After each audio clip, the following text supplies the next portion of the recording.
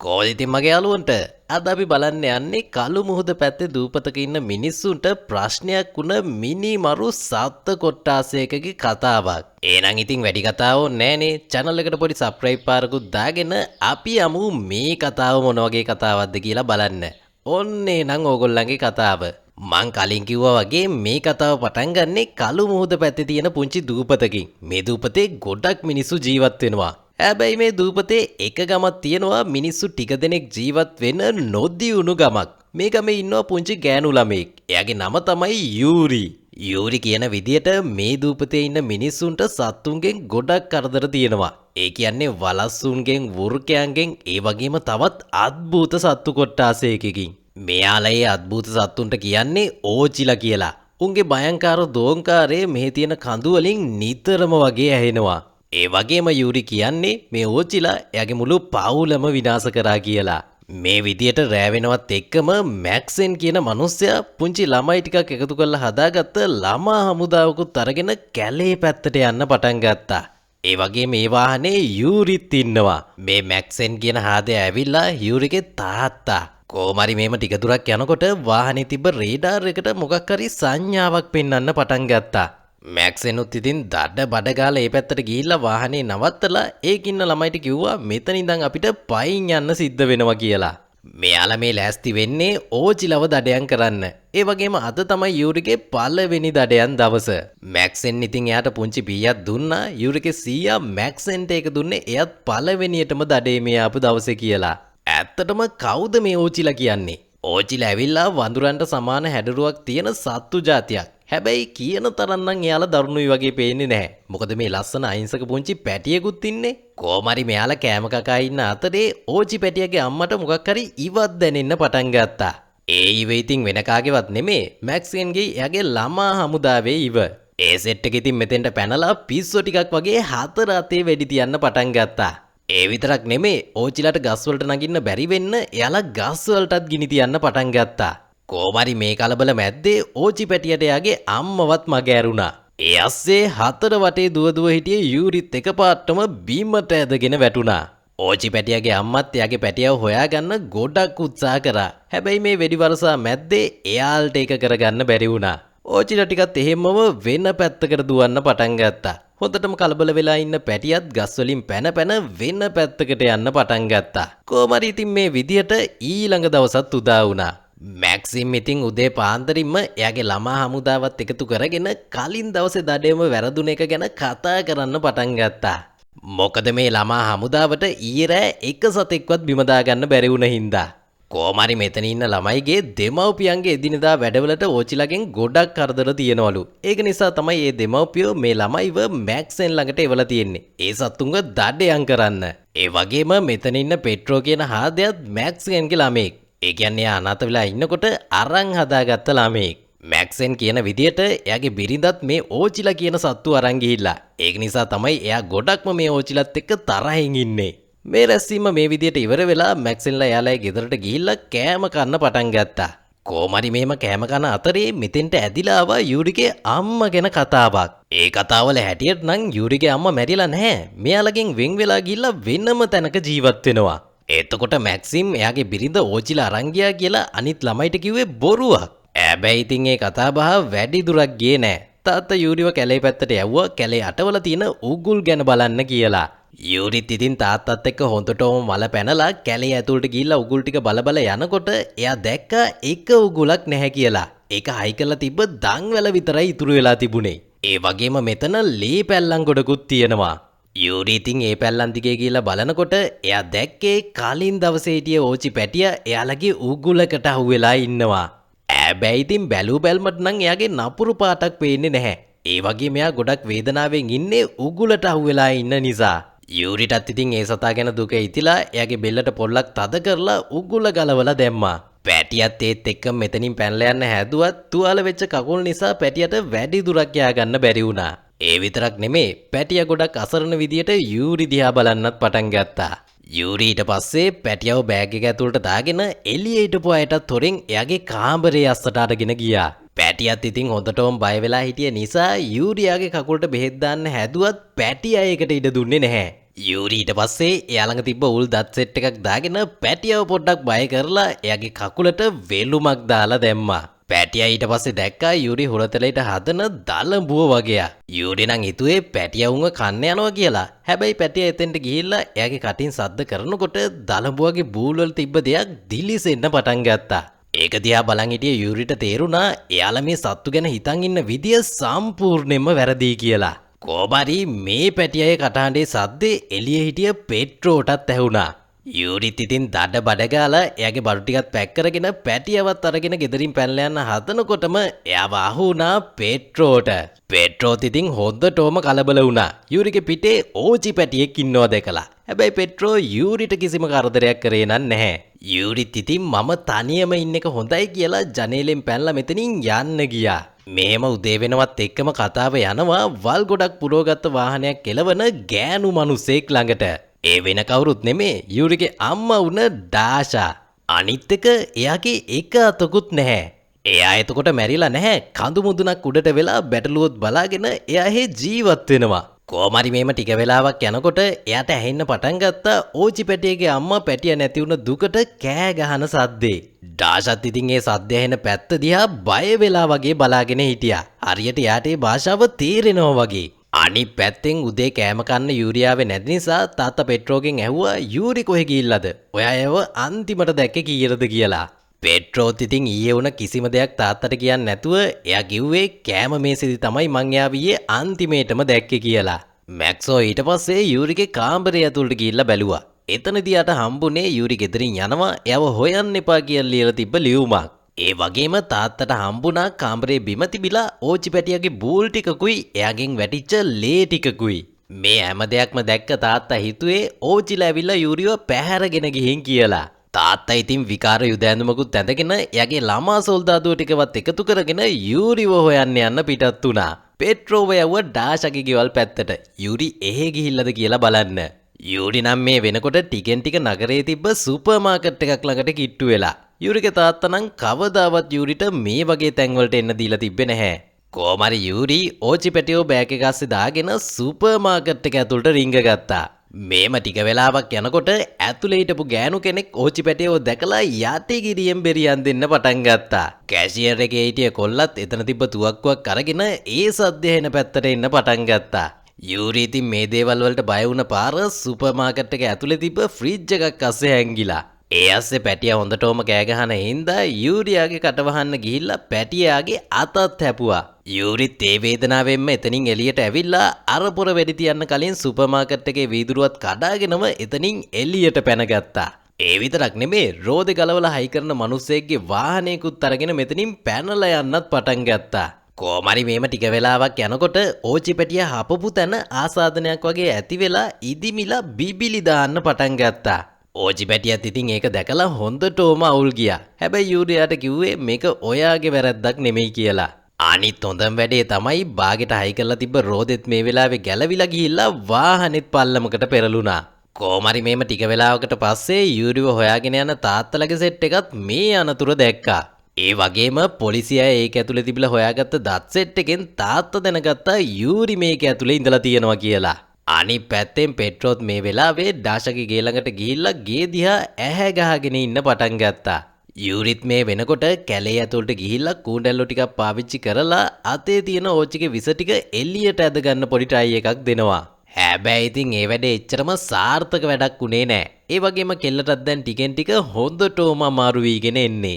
ඕචි පැටියා ඊට පස්සේ එයාලා කන කුරුමිනියෝ වගේක් අල්ලලා යූරිටත් කවන්න හැදුවා. හැබැයි යූරි නම් කුරුමිනියෝ කන්න කැමති උනේ නැහැ. ඒත් ඕචි පැටියා ඒ කුරුමිනියෝ කාලා පෙන්නලා තවත් කුරුමිනියෙක් කෙල්ලට දික් කරා. කෙල්ලත් ඉතින් ඒක කන්න හදනකොටම එයාගේ කටිනුත් ඕචිලගේ සද්ද පිට වෙන්න පටන් ගත්තා. ඒක කෙල්ලට වගේම ඕචි පැටියටත් පුදුම හිතෙන දෙයක් වුණා.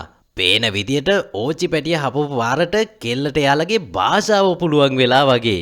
කොහොමරි කෙල්ල ඒකට සතුටු වෙලා උඩ පැන පැන ඉන්නකොට එයා වහුණා මෙතන අටවලා තිබ්බ උගුලකට.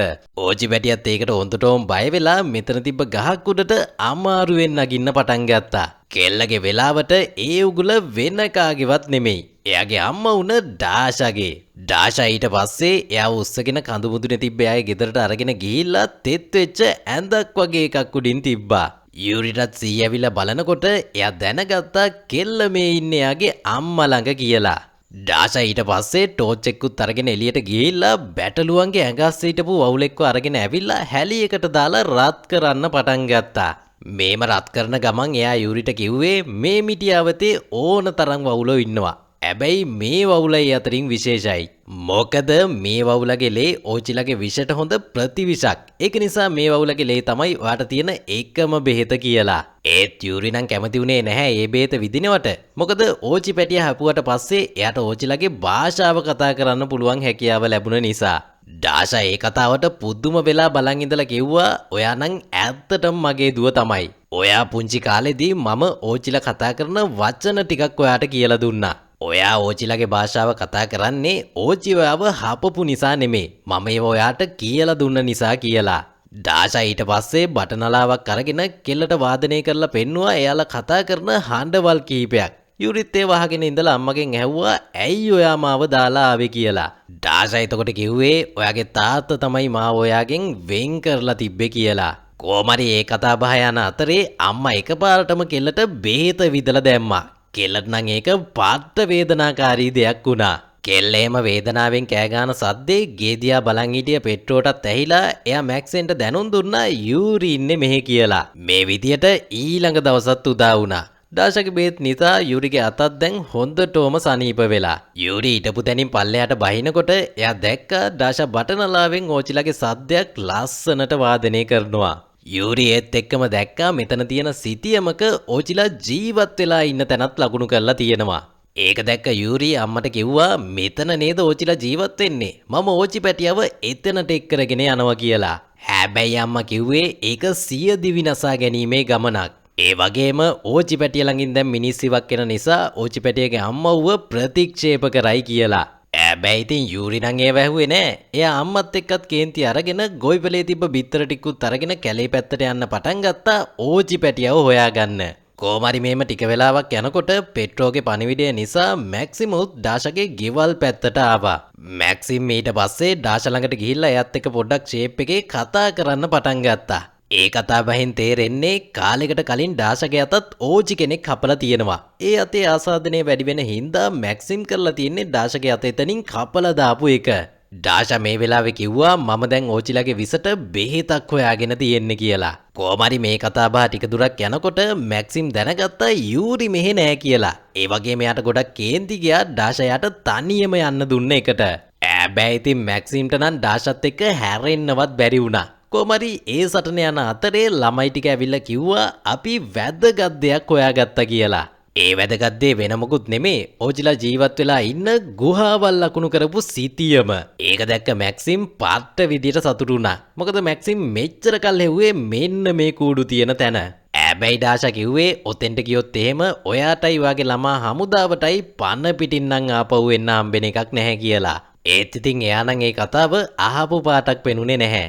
යූරිත් මේ වෙනකොට ඕචිලාගේ භාෂාවෙන් කතා කර කර පැටියව හොයන්න පටන් ගත්තා. හැබැයි ඉතින් හවස් වෙනකම්ම හෙව්වත් කෙල්ලට පැටියව නම් හොයාගන්න බැරි වුණා. යූරිත් ඉතින් හොඳටම හෙම්බත් වෙලා බිමත් වැටිලා අවසාන වතාවට කෑ ගහලා බැලුවා. අන්න ඒ සද්දේ නම් උසම උස ගහක ගස්බෙනයක් ඇතුළට වෙලා නිදාගෙන හිටිය ඕචි පැටියට ඇහුණා. ඒ විතරක් නෙමේ එයත් යූරිට කතා කරන්න පටන් ගත්තා. යූරිත් ඉතින් පාට සතුටින් ගිහිල්ලා පැටිය හැංගිලා හිටිය ගස්බෙනෙන් එයාව එළියට අරගත්තා. කොහමරි දෙන්න එදා රාත්‍රියේ ගිනිමැලයකුත් ගහගෙන එතෙන්ටම වෙලා ගෙවලා දාන්න පටන් ගත්තා. ඊළඟ දවසේ උදෙන්ම ඩාෂාට මතක් වෙන්න පටන් ගත්තා යූරිව. මොකද එයා ගියේ අවදානම් ගමනක් නිසා. ඩාෂාටත් ඉතින් තව දුරටත් ගෙදරට වෙලා ඉන්න බැරි වුණා. එයත් ඉක්මනටම යූරිගේ පස්සෙන් යන්න පටන් ගත්තා. යූරිත් මේ වෙනකොට ඕචිලාගේ කූඩු තියෙන තැනට ටිකක් කිට්ටු වෙලා ඉන්නේ. හැබැයි ඉතින් කූඩු ළඟට යන්න නම් එතන තියෙන ගඟ තරණය කරන්න වෙනවා. ඒක නිසා යූරි එතන තිබ්බ ලී කොට එකතු කරලා පාරුවක් හදන්න පටන් ගත්තා. යූරිගේ තාත්තා ටික වෙලාවක් යනකොට ඒ ගඟ ළඟට ආවා. හැබැයි ඒ වෙනකොට යූරි පාරුවත් හදාගෙන එතනින් ගිහිල්ලා ඉවරයි. කොහමරි ටික වෙලාවක් යනකොට යූරියට පුළුවන් වුණා ඕචිලාගේ කූඩු තියෙන කන්ද ළඟට යන්න. ඕචි පැටියා ඉතින් එතන ඉන්න එයාගේ වර්ගයට කතා කරත් යූරිව දැක්ක එයාලා ගුහාවල දොරවල් ගල් වලින්ම වහලා දැම්මා. ඒ අස්සේ මැක්සන්ගේ ළමා හමුදාවත් මෙතෙන්ට ඇවිල්ලා යූරිට කෑ ගහන්න පටන් ගත්තා.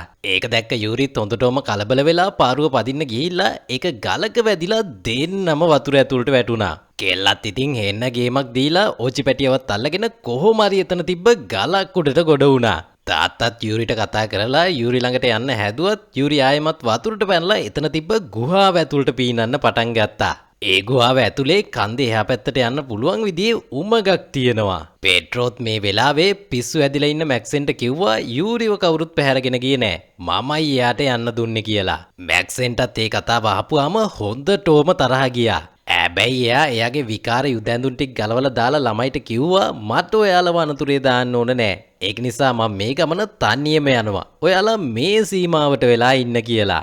ඇතුළට ගියපු යූරිත් මේක ඇතුලේ ඉන්න විශාල ඕචිලා දැකලා දැන් හොඳටම බය වෙලා ඉන්නේ. ඒ අස්සේ තාත්තත් කෑග ගහ යූරි ඉන්න පැත්තට එන්න පටන් ගත්තා. හැබැයි ඉතින් වැඩි දුරක් නම් එන්න හම්බුනේ නෑ. එයා ඇදගෙන වැටිලා මෙතන තිබ්බ කොට ගොඩක් අස්සේ හිර වුණා. යූරිත් ඒක දැකලා ඉක්මනටම තාත්තා ළඟට ගිහිල්ලා ලී කොට ටික අයින් කරන්න හැදුවත් කෙල්ලට ඒව නම් හොලව ගන්නවත් බැරි වුණා. ඒ අතරේ මැක්සිම් දැක්කා යූරිගේ පිටේ ඉන්න ඕචි පැටියව. යූරිත් ඉතින් තාත්තට පොඩ්ඩක් තේරුම් කරලා දුන්නා මේ සත්තුවා හිතන් ඉන්නවා වගේ දරුණු නැහැ කියලා. ඕචි පැටියත් ඉතින් මැක්සෙන් ළඟට හිමීට ගිහිල්ලා එයාට ඒක තහවුරු කරලා දුන්නා. යූරි ඊට පස්සේ ආයෙමත් උපරිම ශක්තිය දාලා තාත්තගේ ඇඟ උඩ තිබ්බ කොටේ අයින් කරලා දැම්මා. පෙට්‍රෝත් මේ වෙනකොට වතුර දිගේ පීනලා ගුහාව ඇතුළට ආවා. හැබැයි ආපු ගමන් කවුරු හරි කෙනෙක් එයාගේ පැත්තට තුවක්කුවක් දික් කරා. ඒ ඉතින් වෙන කවුරුත් නෙමේ යූරිව හොයාගෙන ආපු ඩාෂා. කොහමරි ඩාෂා මේ වෙලාවේ දැක්ක මේ ගුහාව ඇතුලේ ඇඳලා තියෙන කැටයම් වගේක්. ඒ වගේ තිබුණේ අතීතයේ හිටපු මිනිස්සු බටනලා වලින් ඕචිලාව පාලනය කරේ කොහොමද කියලා. ඒ අස්සේ මැක්සිම් මෙන්න එපා කිව්වත් අනිත් ළමයි ටිකත් ලී කොටයක් උඩ නැගලා ගුහාව ඇතුලට එන්න පටන් ගත්තා. යූරිටත් මේ වෙලාවේ පුළුවන් වුණා කන්ද මැද තිබුණ පාට්ටම පට්ට ලස්සන කූඩුවක් ළඟට යන්න. ඒ විතරක් නෙමෙයි ඒ කූඩුව ඇතුලේ ඕචි පැටියාගේ අම්මත් ඉන්නවා. යූරි ඊට පස්සේ හිමීට වතුරට බැහැලා ඕචි පැටියාවයාගේ අම්මා ළඟට අරගෙන යන්න පටන් ගත්තා. හැබැයි ඉතින් එයාට වැඩි දුරක් යන්න හම්බුනේ නෑ. මොකද මෙතෙන්ට ආපු පොඩි සෙට් එක ඕචිලා ඉන්න පැත්තට වෙඩි තියන්න පටන් ගත්තා. ඕචිලත් ඒකට හොඳටම කලබල වුණා. තාත්තත් ඒත් එක්කම යූරි ඉන්න පැත්තට දුවන්න පටන් ගත්තා. පෙට්‍රෝත් ඉතින් දඩ බඩ ගාලා උඩට ගිහිල්ලා පොඩි සෙට් එක වෙඩි තියෙන වැඩේ නවත්තලා දැම්මා. ඩාෂත් මේ වෙලාවේ මෙතෙන්ට ඇවිල්ලා බටනලා වාදනය කරලා ඕචිලව සංසුන් කරන්න පටන් ගත්තා. තාත්තත් ඒත් එක්කම වතුර යටින් ඇවිල්ලා යූරිව උස්සගෙන එයාව අරන් ගියා ඕචිලා ඉන්න කූඩුව ළඟට.